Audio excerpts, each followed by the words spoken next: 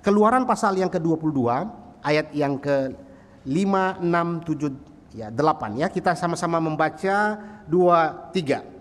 Apabila seseorang menggembalakan ternaknya di ladangnya atau di kebun anggurnya, dan ternak itu dibiarkannya berjalan lepas sehingga makan habis ladang orang lain, maka ia harus memberikan hasil yang terbaik dari ladangnya sendiri atau hasil yang terbaik dari kebun anggurnya sebagai ganti kerugian. Apabila ada api dinyalakan dan api itu menjilat semak duri, tetapi tumpukan gandum atau gandum yang belum dituai atau seluruh ladang itu ikut juga dimakan api, maka orang yang menyebabkan kebakaran itu harus membayar ganti kerugian sepenuhnya. Apabila seseorang menitipkan kepada temannya uang atau barang dan itu dicuri dari rumah orang itu, maka jika pencuri itu terdapat, ia harus membayar ganti kerugian 2 kali lipat. Jika pencuri itu tidak terdapat, maka tuan rumah harus pergi menghadap Allah untuk bersumpah bahwa ia tidak mengulurkan tangannya mengambil harta kepunyaan temannya. Bapak Ibu Saudara sekalian, ya, kita masuk di dalam perenungan berikutnya ayat 5 sampai ayat yang ke-8. Kategori hukum kedua dalam kitab Keluaran pasal 22 ini itu berkaitan dengan kasus-kasus yang terjadi, yang di dalam konteks itu seperti terjadi karena sebuah kecerobohan, karena sebuah kelalaian. Tetapi apakah kemudian itu nanti ditoleransi? Ya, karena itu lalai, maaf ya, itu saya tidak sengaja, maaf ya, itu lalai, itu ceroboh yang saya lakukan dan sebagainya. Tidak, Bapak Ibu. Tetap ada konsekuensi di sana. Nah, kita akan mempelajari ini, kita akan merenungkan ini dalam bagian-bagian yang kita baca tadi. Mari kita masuk dalam bagian ayat yang kelima ini, Bapak Ibu Saudara sekalian. Ini menyebabkan ya, peristiwa ini memang seperti kelalaian, kasus-kasus yang terjadi seperti kelalaian, tetapi saudara, itu menghilangkan harta benda orang lain, itu merugikan orang lain. Nah, mari kita lihat yang pertama. Ayat yang kelima ini berbicara tentang apa? Pelanggaran yang dilakukan oleh ternak. Jadi ceritanya di dalam bagian ini, Bapak Ibu sekalian, zamannya Israel saat itu tidak ada kawat duri pada masa itu, ya. Misalnya ini ladang saya, ini ladangnya Pak Enos nih, kami pagar begitu ya. Ada pembatas sehingga ternak saya itu tidak boleh masuk ke ternaknya Pak Enos, ke ladangnya Pak Enos. Tidak ada begitu pada waktu itu. Jadi ladang itu hampar begitu, maksudnya tidak ada kawat, tidak ada pembatas sawat itu, ya. Sehingga memang sulit bagi orang untuk memelihara hewan mereka itu di tempat yang seharusnya. Mereka pasti akan berkeliaran begitu di tempat di mana dia akan pergi begitu. Ya, sekali lagi hewan itu digerakkan oleh insting ya, bukan digerakkan oleh pikiran, di sana ada makanan, tidak, tapi insting hewani begitu yang menggerakkan mereka untuk berjalan, sehingga mereka akan mencari di mana tempat untuk mendapatkan makanan.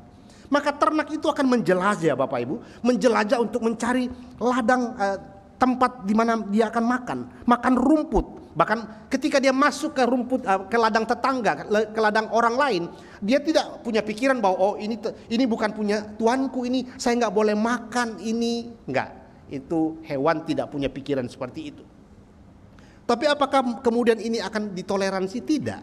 Tuhan sudah memberikan hukum apa yang akan nanti diberikan ketika orang melakukan kelalaian sebagai tuan rumah, lalai menjaga daripada hewannya. Saudara-saudara sekalian, kita lihat ya sekali lagi bahwa di dalam dunia kuno saat itu, hewan ladang ini properti berharga. Sekali lagi, hewan ladang ini properti berharga. Sehingga ketika itu terjadi satu kerugian di sana, wah ini bisa bunuh-membunuh nih ceritanya nih. Ini bisa nyawa taruhannya nih.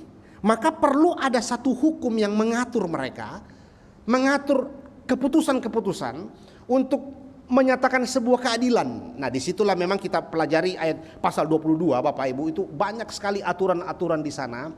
Padahal sebetulnya nanti kita akan melihat satu tema besar di sana sebetulnya, bahwa ini mau menceritakan tentang perwujudan keadilan Tuhan nanti di sana.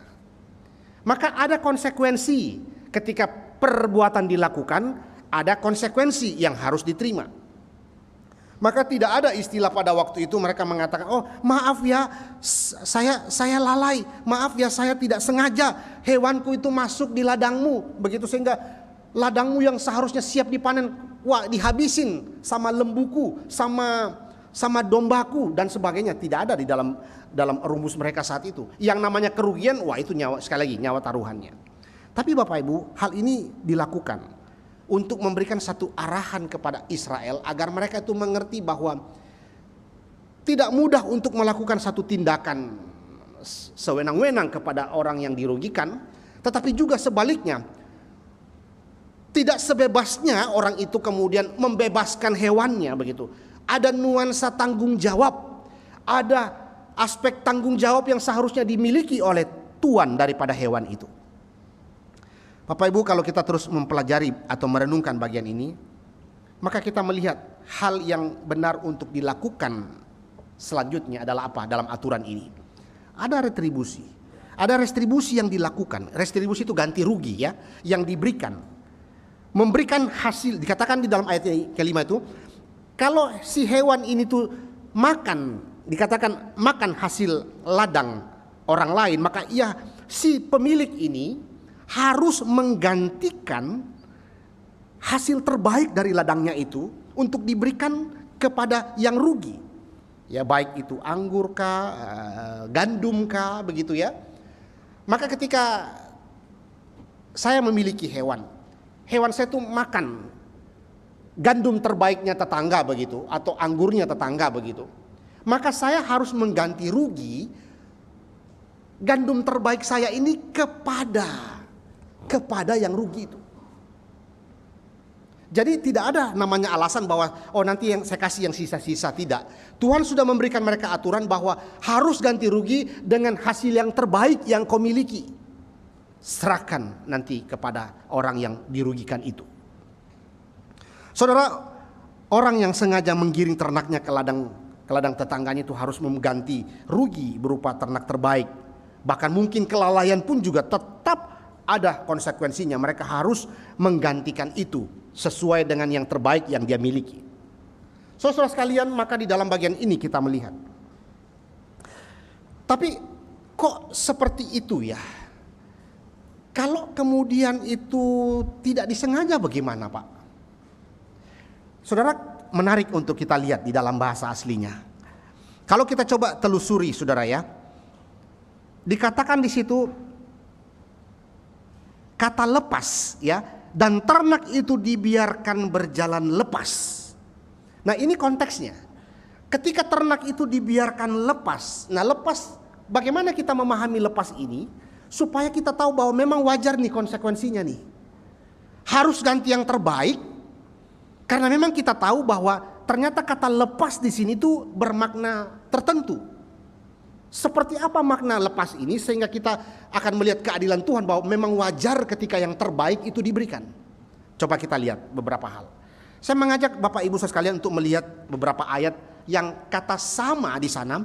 Kata lepas di dalam bahasa Ibrani itu adalah salah. Salah di dalam bahasa Ibrani itu kata lepas. Nah apa maknanya? Coba kita perhatikan kata salah beberapa perikop. Pertama saya mengajak Bapak Ibu melihat Kejadian 8. Kejadian pasal 8. Kejadian pasal 8, saudara perhatikan ayat 7, 8, dan 10.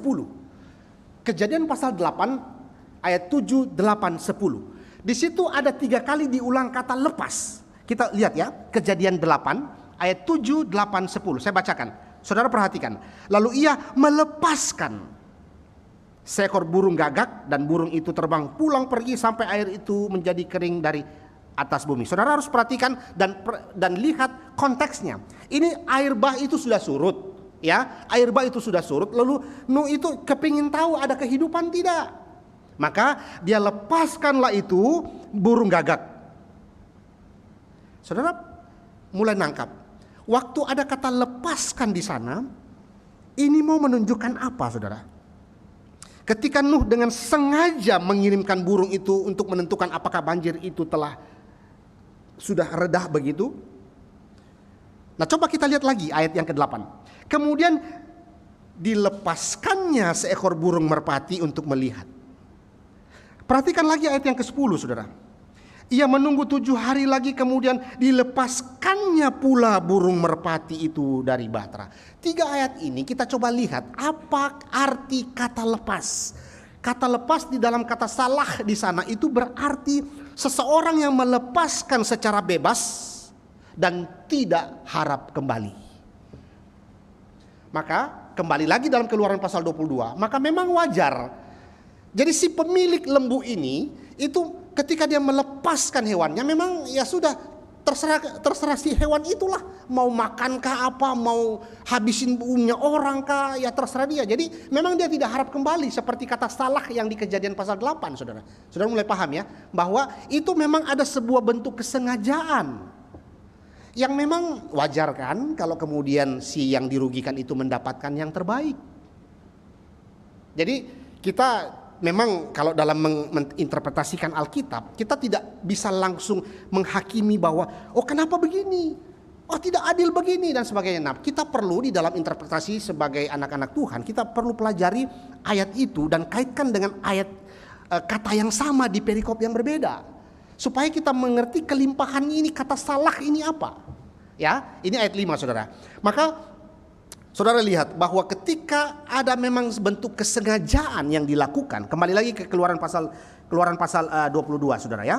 Ketika dikatakan apabila seseorang menggembalakan ternaknya di ladangnya atau di kebun anggurnya, dan ternak itu salah begitu ya, dibiarkannya berjalan lepas. Jadi makna ini berarti bahwa ayat 5 ini berarti bahwa ada memang bentuk kesengajaan daripada pemilik hewan yang memang membiarkan hewan itu pergi dan memang dia tidak harapkan kembali. Ya kembali ya puji Tuhan dia kembali, tapi ya biasanya kan begitu ya, pagi itu memang hewan itu dilepaskan begitu ya entah kemana-mana gitu. Sore baru dicarinya lah hewan itu untuk digiring kembali masuk ke kandangnya dan sebagainya. Maka memang wajar ketika ini kesalahan terjadi, entah itu dia mau mengatakan saya lalai, saya ceroboh, maafkan saya. Tidak, karena memang ini dalam nuansa keadilan Tuhan mau dinyatakan. Menarik untuk kita renungkan ya hukum-hukum Tuhan seperti ini, Bapak Ibu sekalian. Tapi yang saya ingin mau coba ajak saudara untuk merenungkan lebih jauh, apa yang kemudian direnungkan atau ditafsirkan oleh Matthew Henry, saudara.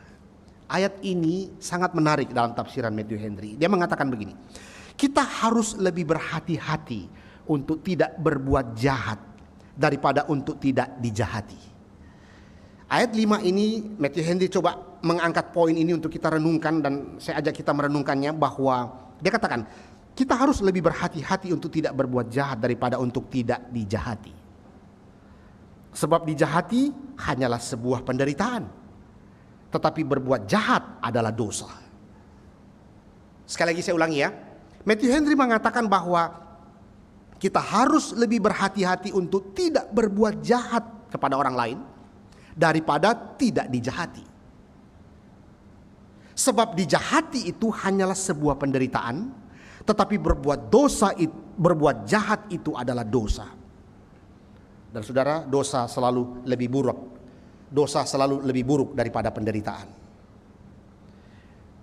Tetapi saudara, coba renungkan di dalam zaman kita hari ini. Dalam dunia modern hari ini, dalam dunia kompetisi hari ini, dalam dunia yang bergerak begitu cepat hari ini, dalam zaman yang begitu sangat mementingkan keakuan hari ini, zaman yang penuh dengan natur manusia berdosa hari ini, apa yang kita coba renungkan di ayat yang kelima ini, Bapak Ibu? Saudara sekalian, manusia justru cenderung merugikan orang lain daripada dilukai. Daripada lu hancurin gue duluan harus hancurin lu. Iya kan? Itu yang terjadi kan? Kita itu sebagai manusia berdosa lebih cenderung memikirkan bagaimana kita hancurkan dia terlebih dahulu sebelum dihancurkan kita. Bapak Ibu sekalian, ini poin yang sangat menarik untuk kita renungkan. Maka bagaimana seharusnya kita bersikap di dalam bagian itu?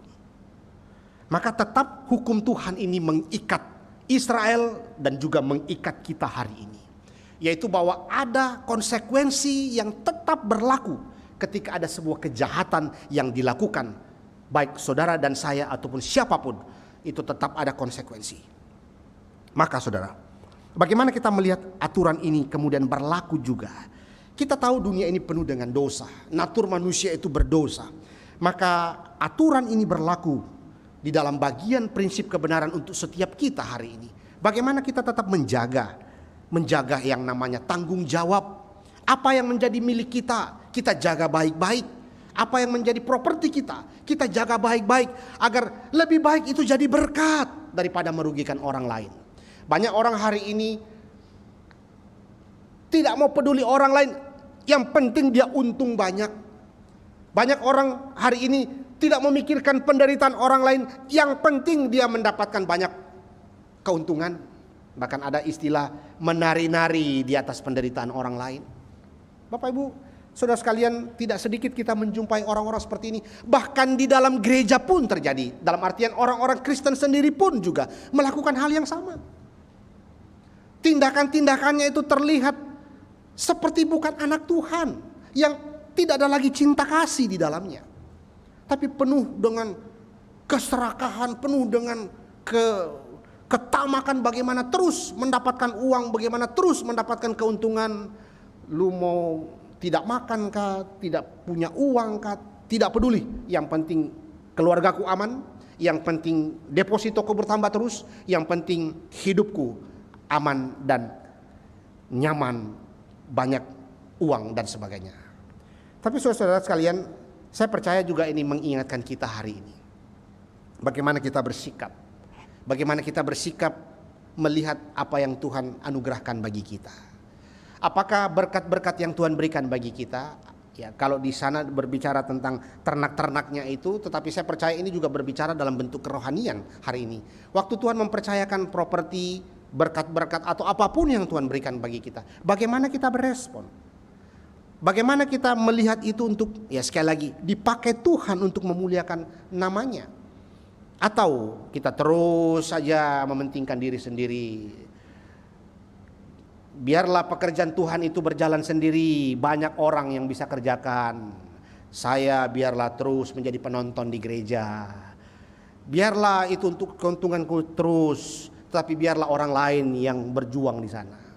Tidak Bapak Ibu, saya percaya kalau waktu kita merenungkan di dalam kita sebagai tubuh Kristus, maka bagaimana setiap apa yang kita dipercayakan Tuhan, seharusnya apa saudara? Seharusnya kita pakai itu untuk menjadi berkat bagi orang lain dan terus mendukung bagaimana Tuhan dipermuliakan dalam hidup kita.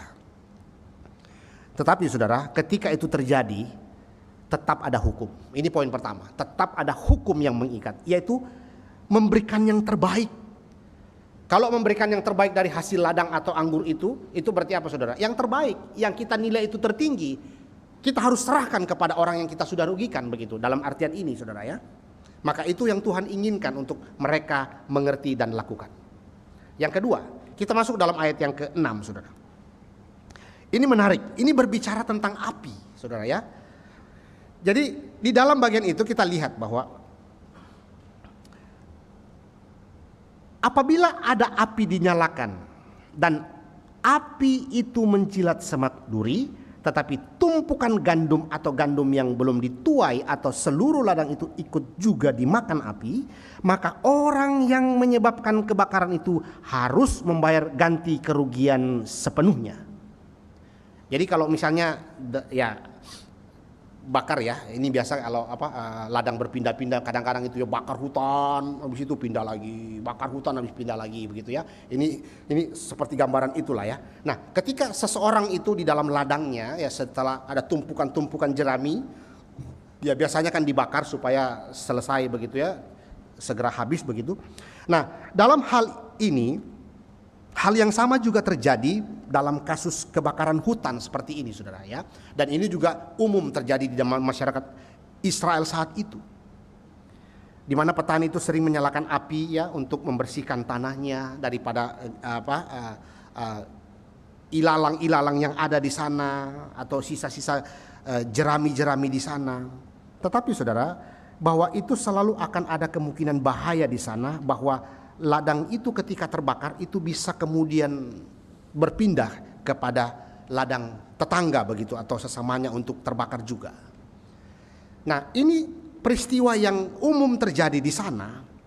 Ini bukan kemudian kasus pembakaran begitu kan. Tidak mungkin seseorang itu sengaja pergi membakar itu ladangnya orang di sebelah, tidak. Tetapi walaupun memang ini terlihat ya seperti ayat 5 tadi, bahwa seperti itu kelalaian, kecerobohan di dalam tanda kutip, tetapi ini tetap merugikan orang lain, saudara.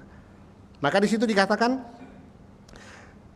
ini walaupun memang bukan kasus pembakaran secara sengaja, orang yang menyalakan api tidak bermaksud untuk menyebarkannya, tetapi saudara, ya angin kita tidak mungkin bisa tahan kan, tahan angin, tidak bisa. Angin itu bergerak kemana dia akan bergerak, saudara. Maka hembusan angin yang tak terduga itulah kemudian yang menyebabkan api itu menjalar ke ladang orang lain. Tetapi hukum itu diberikan agar sekali lagi ada unsur tanggung jawab. Walaupun kamu pikir bahwa angin itu akan bisa bergerak ke sana kemari, tetapi kamu sebagai pemilik itu harus tetap bertanggung jawab, berinisiatif lebih awal untuk menjaga agar tidak terjadi kebakaran. Nah, begitu pengertian yang kita bisa renungkan di dalam ayat yang ke-6 ini.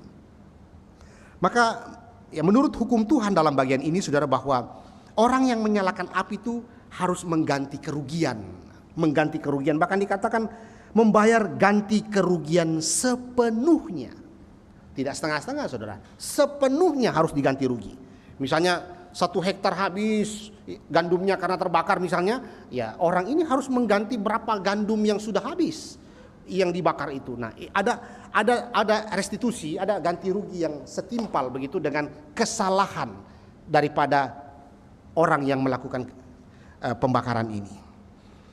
Saudara, kalau kita terus merenungkan tentang api ini, saudara, bukankah di Perjanjian Baru juga kita diingatkan untuk sebuah bahaya daripada lidah yang bisa juga menyalakan api, memunculkan masalah besar. Saudara, renungkan coba dulu api ya. Korek api, saudara. Memang itu seperti sederhana satu batang kecil, saudara. Tapi ketika dilemparkan ke tempat wadah di mana itu bisa terbakar, selesai, saudara. Terbakar habis tuh barang. Nah, apa yang kita bisa renungkan di dalam bagian ini, bahwa seperti kata Victor Hamilton, seorang teolog, mengatakan bahwa api tidak pernah mengatakan cukup, saudara. Dia akan terus menjalar kemana, masih ada kemungkinan dia akan makan tuh apa yang bisa dimakan oleh api itu, saudara. Nah, dalam bagian ini maka kita lihat bagaimana kita memahami ini lebih jauh tentang kaitannya dalam kehidupan kita sebagai umat Tuhan. Mengenai bagian ini, bagaimana orang harus menanggung akibatnya untuk kecerobohan mereka. Seperti juga untuk niat jahat mereka ketika membakar ladang orang lain. Walaupun memang tidak sengaja, tetapi tetap itu menghasilkan kerugian bagi orang lain. Nah, saudara-saudara sekalian, maka dalam bagian ini kita lihat bagaimana hal yang begitu penting sekali dijelaskan dalam bagian ini tentang bahayanya api, saudara. Api itu bisa memakan habis apa yang ada di sekitarnya. Maka mari kita coba renungkan tentang bahaya lidah kita. Saudara, dalam kitab Yakobus pun juga sudah disampaikan hal demikian, untuk menjaga daripada lidah kita, untuk menjaga daripada tutur kata kita, saudara. Karena lidah itu tuh bisa seperti api, ya. Saudara bisa lihat itu misalnya dalam Yakobus pasal yang ketiga, saudara. Yakobus pasal yang ketiga. Saudara lihat ayat yang saya coba bacakan ayat yang ke-1 sampai ke-5 ya. Saudara-saudaraku, janganlah banyak orang di antara kamu mau menjadi guru, sebab kita tahu bahwa sebagai guru kita akan dihakimi menurut ukuran yang lebih berat. Sebab kita semua bersalah dalam banyak hal. Barang siapa tidak bersalah dalam perkataannya, ia adalah orang sempurna yang dapat juga mengendalikan seluruh tubuhnya. Ayat 3, Yakobus 3 ayat 3. Kita mengenakan kekang pada mulut kuda, sehingga ia menuruti kehendak kita, Dengan jalan demikian kita dapat juga mengendalikan seluruh tubuhnya. Dan lihat saja kapal-kapal, walaupun amat besar dan digerakkan oleh angin keras, namun dapat dikendalikan oleh kemudi yang amat kecil menurut kehendak jurumudi. Ayat 5 saudara. Demikian juga lidah. Walaupun suatu anggota kecil dari tubuh, namun dapat memegahkan perkara-perkara yang besar. Lihatlah betapapun kecilnya api, ia dapat membakar hutan yang besar. Saudara, lidah pun adalah api. Ia merupakan suatu dunia kejahatan dan mengambil tempat di antara anggota-anggota tubuh kita sebagai sesuatu yang dapat menodai seluruh tubuh dan menyalakan roda kehidupan kita, sedang ia sendiri dinyalakan oleh api neraka. Menarik, saudara. Dalam teologi Yakobus, api itu dikaitkan dengan bahaya lidah, saudara. Nah, ini yang menarik untuk kita lihat. Ketika kita merenungkan tentang seseorang yang kemudian menyalahgunakan, ketika dia membakar gandum begitu ya, api itu menjilat semak belukar dan memakan gandum memakan ladang orang lain, saudara. Bukankah menarik ketika kita merenungkan ini dalam teologi Yakobus, ketika dibandingkan dengan atau dikaitkan dengan Yakobus mengatakan bahwa lidah itu seperti api, saudara, yang bisa membakar. Maka saudara, lidah juga sesuatu yang dapat memunculkan masalah besar. Saudara, maka apalagi ketika itu berada di dalam komunitas gosip, saudara. Wah, itu jadi besar, saudara, ya. Itu menjadi membesar. Ketika di dalam perkumpulan kaum para penggosip misalnya. Wah, itu semakin besar, saudara.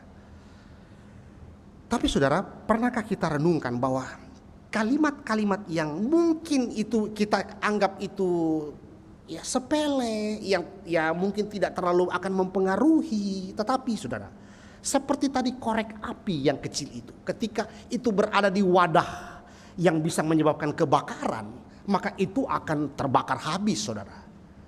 Maka saudara kita harus memikirkan, kita mesti waspada, kita mesti harus menjaga perkataan-perkataan kita, saudara. Karena perkataan-perkataan itu bisa, walaupun kita anggap sepele, tapi bisa menghasilkan masalah besar. Masalah besar. Itu bisa menghasilkan kepahitan, itu bisa menyebabkan orang sakit hati, itu bisa menyebabkan orang bisa dendam sama kita, walaupun mungkin kita tidak pernah sadar bahwa kita sedang dibenci oleh orang lain. Mungkin kita tidak pernah sadar bahwa kita sedang disalah mengerti oleh orang lain. Tetapi mungkin pernah ada kalimat kita, sengaja atau tidak sengaja, pernah keluar yang tidak tepat kepada orang itu, tidak bijaksana kepada orang itu. Maka ketika api digambarkan dalam ayat yang ke-6 ini bisa menghabisin itu ladang orang lain, saudara bisa renungkan, saudara dan saya bisa renungkan bahayanya ketika ada seperti kata Yakobus, perkataan itu digambarkan, lidah itu digambarkan seperti api, itu bisa menghabisin, saudara, bisa menyebabkan masalah besar. Dan sekali lagi, Victor Hamilton mengingatkan kita di dalam bagian ini bahwa ingat bahwa api itu tidak pernah mengatakan cukup. Wah, itu bisa sampai bahkan kepahitan itu, saudara, bisa sampai beberapa keturunan tidak selesai, saudara.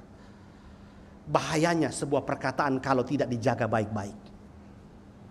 Nah, saudara, bukan berarti ya kita semua tentu, bukan berarti hamba Tuhan, pengurus itu semua itu baik-baik. Kita semua orang berdosa. Maka kita diingatkan bersama-sama ayat 6 ini untuk menjaga lidah kita, agar jangan seperti api kemudian yang membakar ladang orang lain.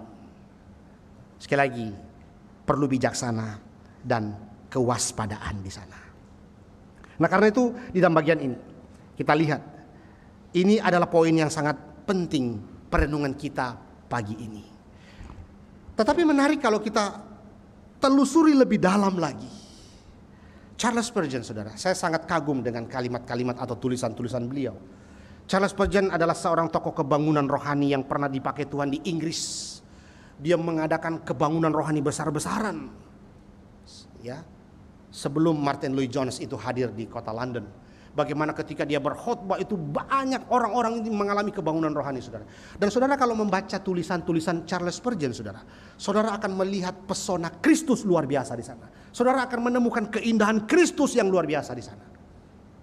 Nah, di dalam ayat ini, saudara, Charles Spurgeon mengatakan begini, saudara. Api adalah kejahatan yang terjadi ketika itu juga bisa berkobar di dalam gereja.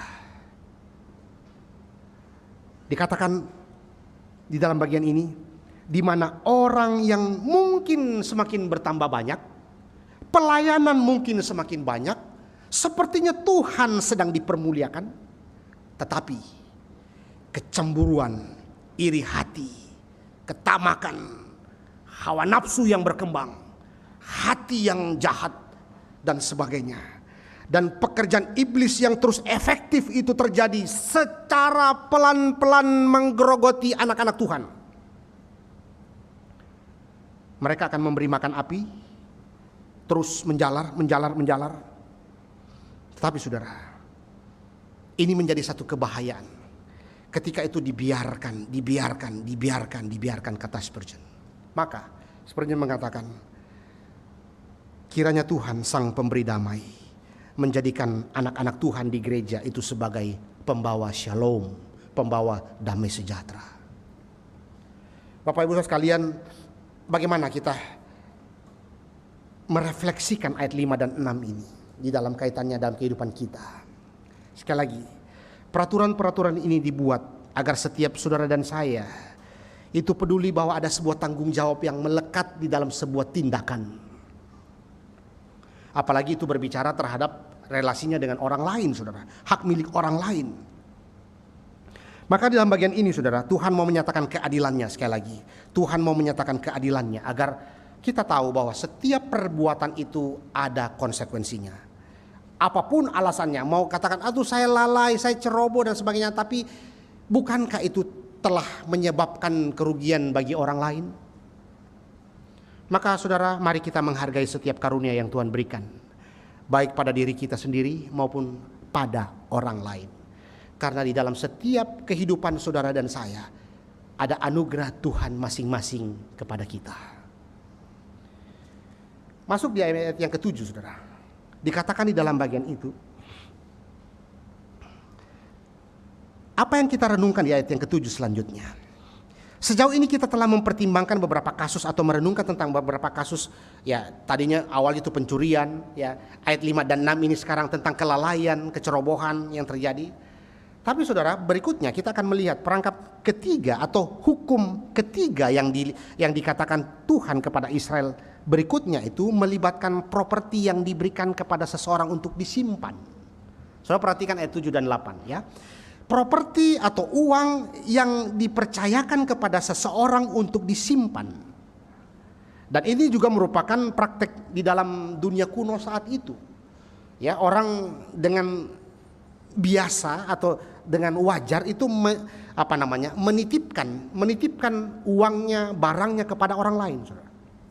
Ya, saudara, waktu dunia kuno saat itu tentu tidak ada bank, ya, tidak ada bank saat itu, ya, tidak ada berangkas juga seperti saat ini. Atau fasilitas penyimpanan uang yang aman seperti kita saat ini. Ya, mereka waktu itu zaman betul-betul sederhana sekali. Sehingga bagaimana menyimpan properti mereka. Nah, disinilah Tuhan juga tahu bahwa ada kemungkinan terjadi sebuah kejahatan nanti terjadi ketika ada aspek-aspek hidup selanjutnya, yaitu bagaimana dengan uang yang dititipkan, yang disimpan kepada orang lain begitu. Nah, Tuhan memberikan hukum, saudara. Tuhan memberikan hukum di sana. Ketika orang itu bepergian, ya biasanya mereka tidak membawa semua barang mereka tentu. Oleh karena itu sudah menjadi kebiasaan bagi mereka untuk meninggalkan harta mereka yang paling berharga kepada tetangganya, seseorang atau wali dalam tanda kutip untuk disimpan, Maka di ayat yang ke-7 Tuhan membuat aturan seperti ini. Dikatakan, apabila seseorang menitipkan kepada temannya uang atau barang dan itu dicuri dari rumah orang itu,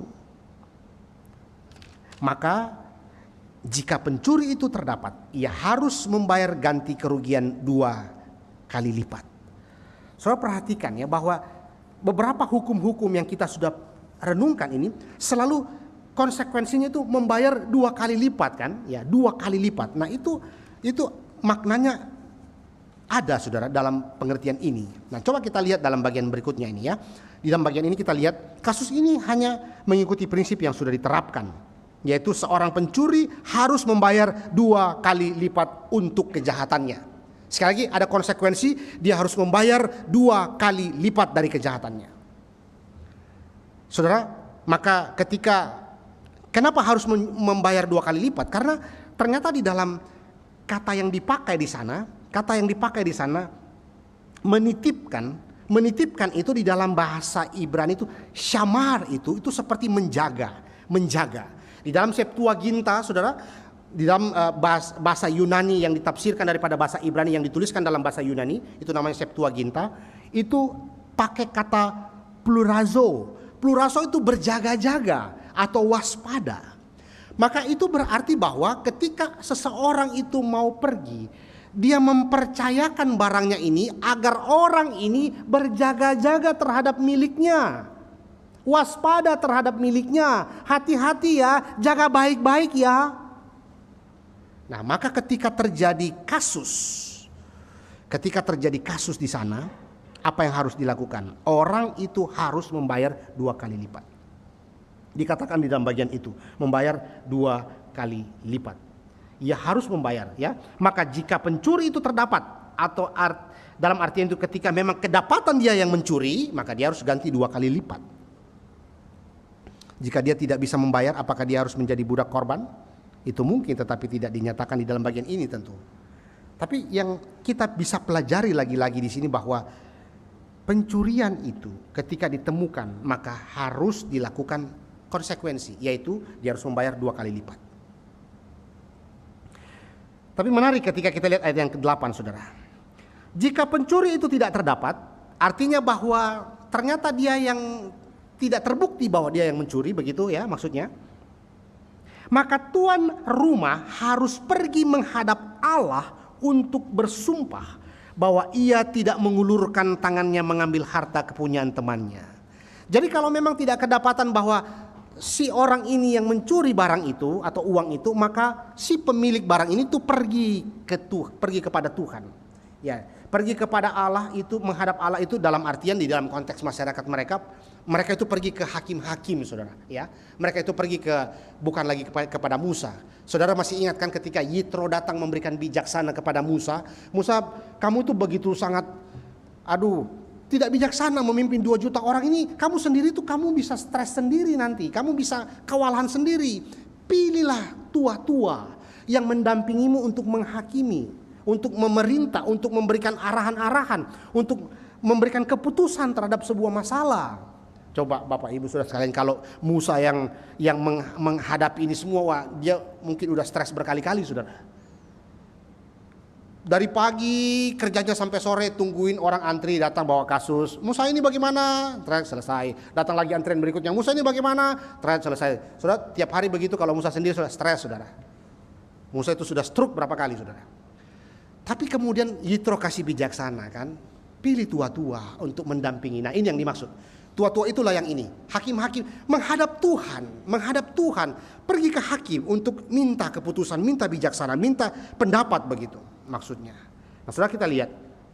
Jika pencuri itu tidak terdapat, maka tuan rumah harus pergi menghadap Allah untuk bersumpah bahwa ia tidak mengulurkan tangannya mengambil harta kepunyaan temannya. Menarik ya kalau kita terus lihat. Ketika penjahat itu tidak terbukti atau tidak terungkap begitu, maka hukum yang berlaku bahwa orang itu mesti pergi menghadap hakim, mesti menghadap tua-tua pada waktu itu. Saudara, ini adalah situasi yang secara alami menimbulkan kecurigaan begitu ya. Maka seorang pria pergi untuk ketika pergi menitipkan barangnya, dia kembali barangnya hilang, uangnya hilang, maka temannya itu yang dititipkan itu kemudian tidak terbukti bahwa dia yang ambil dan sebagainya, maka ini bisa menimbulkan perselisihan kan. Pasti perdebatan yang macam-macam bisa terjadi di situ. Saling menuduh lah mungkin, saling berantem, saling berselisih apa segala macam bisa terjadi saudara. Maka Tuhan bilang beri hukum, si pemilik ini pergi menghadap Allah. pergi menghadap tua-tua, maksudnya begitu ya. Nah, kita lihat Bapak Ibu. Bagian ini menjelaskan tentang hukum yang mengatur hilangnya simpanan uang begitu ya. Tetapi menarik bahwa kita lihat di dalam bagian itu ada kata hakim, ada kata Allah di sana, menghadap Allah. Dalam bahasa Ibrani pakai kata ha Elohim. Ha Elohim itu menghadap kepada Allah begitu. Kalau menghadap kepada Allah itu berbicara apa saudara? Berbicara tentu tentang kekudusan. Berbicara tentang kekudusan. Nah, wali daripada atau si tersangka atau orang yang dititipkan tadi ini kemudian itu akan ya tentu akan menimbulkan kecurigaan di sana. Maka dikatakan di sana ha Elohim atau muncul di hadapan Tuhan, pergi ke hadapan Tuhan ya untuk mendapatkan keputusan, karena ini berbicara tentang ya kekudusan kan, berbicara tentang kejahatan ya, berbicara tentang kejahatan pencurian dan sebagainya. Maka perlu diselesaikan di hadapan hakim atau tua-tua saat itu. Saudara, menarik, seorang teolog itu mengatakan, seorang teolog bernama Rayburn ya mengatakan apa yang dikatakan secara harfiah bahwa pemilik rumah harus mendekati Tuhan, harus menghadap Tuhan, itu tidak diragukan lagi. Dia datang ke tempat yang kudus. Kenapa saudara? Karena ada sesuatu yang berbicara tentang dosa di sana. Maka saudara sekalian, kita melihat bagian ini dengan sekali lagi dihadapkan kepada Allah. Lalu kemudian si orang ini atau pemilik ini dikatakan di dalam bagian itu bahwa bersumpah tidak mengulurkan tangannya mengambil harta kepunyaan temannya. Karena harusnya ada restitusi saudara, harusnya ada ganti rugi. Si yang dipercayakan ini harus membayar dong. Misalnya saya titip 1 juta kepada si A, ternyata saya pulang uang itu hilang. Dia bilang saya tidak mengambil, nggak tahu kemana dan sebagainya begitu. Maka ayat 8 maksudnya ketika tidak terdapat bukti bahwa memang bukan dia pelakunya, maka si pemilik tetap akan menuntut pastinya. Dia tidak akan membiarkan itu, tetap akan dituntut untuk sebuah tanggung jawab. Tetapi bagaimana ketika memang dia tidak didapatkan bahwa dia pelakunya? Maka ayat 8 dikatakan si pemilik ini menghadap kepada Allah atau menghadap kepada hakim tua-tua itu untuk diselesaikan. Bapak Ibu saudara sekalian, bukankah ini semua sedang berbicara sesuatu? Ketika kita melihat bagian-bagian ini, apa yang kita sedang renungkan dalam kehidupan kita? Ketika adanya dosa di mana kita mengambil milik orang lain, mencelakakan orang lain. Tadi ada lembu yang memakan gandum orang lain. Bukankah kita juga tidak lepas daripada seringkali kita berbuat dosa seperti ini? Kita hidup dalam dunia kompetisi, tapi seringkali kita menginjak-injak orang lain. Seringkali kita merugikan orang lain. Seringkali kita mengambil hak-hak orang lain kemudian untuk keuntungan kita. Bukankah seringkali kita juga diperhadapkan dengan sebuah pergumulan peperangan rohani setiap hari dengan dosa lidah kita. Dosa lidah kita ini terus aja dalam hidup kita. Setiap saat kita berkata-kata, apakah kata-kata kita itu tuh memberkati orang lain? Ataukah kata-kata kita itu mengutuk? Kata-kata kita itu menjadi sumber sakit hati orang lain, membuat orang lain itu akhirnya tidak datang lagi kepada Tuhan karena kata-kata kita. Bapak Ibu saudara sekalian, bukankah kita juga seringkali melalaikan setiap kepercayaan Tuhan yang Tuhan berikan kepada kita? Berapa banyak anugerah-anugerah yang Tuhan serahkan kepada kita untuk kita kelola bagi kemuliaan Tuhan. Tetapi seringkali kita abaikan. Bahkan seringkali kita menganggap bahwa kita bukan yang bersalah. Ya seperti dosa di Taman Eden. Bahkan kita mungkin menyalahkan orang lain ketika kita berbuat dosa. Padahal ini sebuah kepercayaan daripada Tuhan. Tapi kita tidak menjalankan dengan baik. Seperti orang yang dititipkan 1 talenta. Dia tidak mengembangkan, justru menghakimi sang pemilik.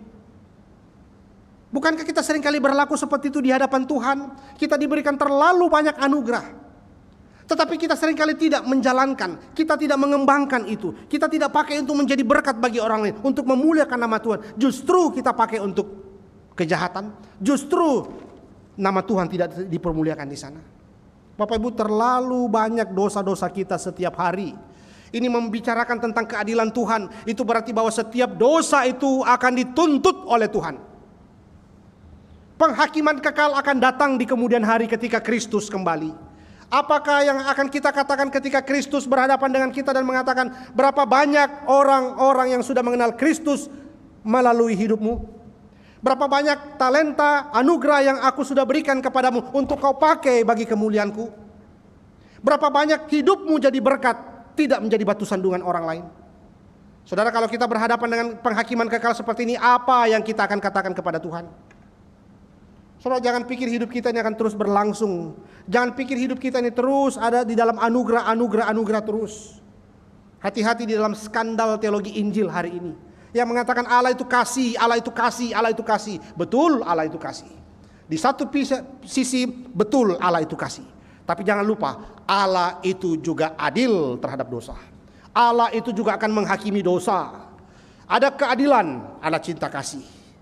Bahayanya hari ini, ketika di dalam orang-orang atau kita sebagai orang-orang Kristen hari ini terlalu menghidupi yang namanya teologi Injil, teologi kasih itu, tetapi melupakan ada juga penghakiman Tuhan yang berlaku dalam hidup kita. Akhirnya orang yang terus menganggap bahwa Allah itu kasih, Allah itu kasih, Allah itu kasih, akhirnya dia terus berbuat dosa. Oh, nanti Allah juga akan mengampuni. Oh, Allah itu kasih kok, nggak apa-apa saya curang berbisnis, nggak apa-apa orang lain menderita, saya semakin makmur, saya semakin kaya. Yang penting saya bisa tetap hidup nyaman dan sebagainya. Saudara, kita tidak bisa bersikap seperti itu sebagai anak-anak Tuhan. Karena kita akan berhadapan dengan pengadilan Tuhan. Ada keadilan Tuhan dinyatakan. Dari ayat 5, 6, 7, 8 semua ada konsekuensi. Setiap tindakan ada konsekuensi. Bahkan dikatakan 2 kali lipat. Bahkan dikatakan ganti sepenuhnya. Bahkan dikatakan di ayat 5, berikan yang terbaik untuk ganti rugi. Lalu saudara, kalau begitu apa pengharapan kita? Bagaimana kita kemudian melihat hidup kita hari ini? Saudara-saudara sekalian, apakah masih ada pengharapan dalam hidup kita? Kalau kita menyadari bahwa kita adalah orang berdosa, setiap hari melakukan dosa-dosa seperti ini, apakah masih ada pengharapan itu dalam hidup kita? Saudara, kita diingatkan Tuhan untuk tetap menjaga apa yang Tuhan percayakan bagi kita. Tapi kabar sukacitanya juga hari ini, selain kita menjaga kepercayaan Tuhan, kabar sukacita hari ini bahwa Kristus rela menderita untuk menanggung skandal dosa kita. Kristus rela datang untuk menanggung dosa kita. Kristus rela menerima hukuman Allah itu. Bukan dia ganti 2 kali lipat, tapi seluruh hidupnya dia berikan kepada kita.